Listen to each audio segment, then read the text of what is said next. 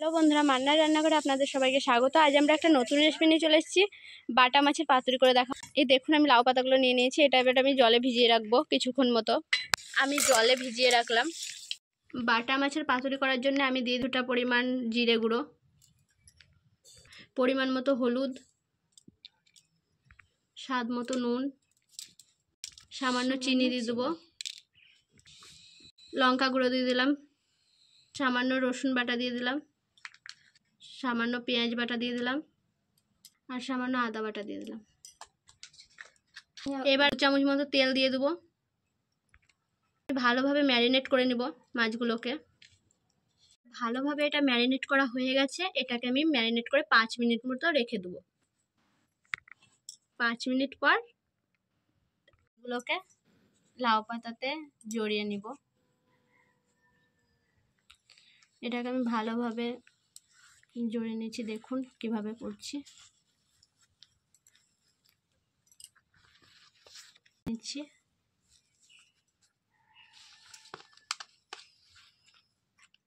একটা খিল নিয়ে নিলাম যাতে খুলে না যায়।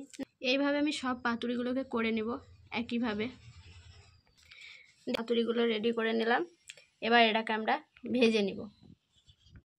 পাতুরিগুলো আমাদের হয়ে গেছে। এদিকে আমি কড়াইয়ে তেল বসিয়ে দিয়েছি। তেলটা গলিয়ে দেবো। এইভাবে সব পাতুরিগুলোকে দিয়ে দেবো।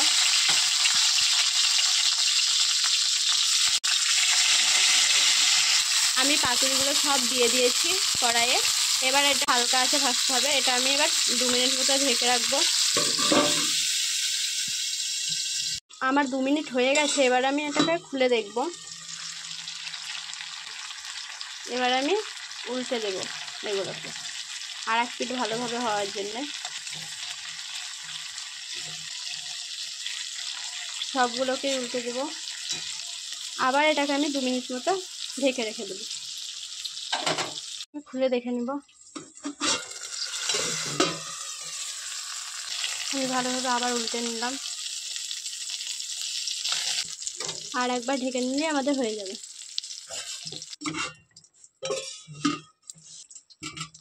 দেখুন আমাদের হয়ে গেছে। সব পাতুরিগুলোই তুলে নিব।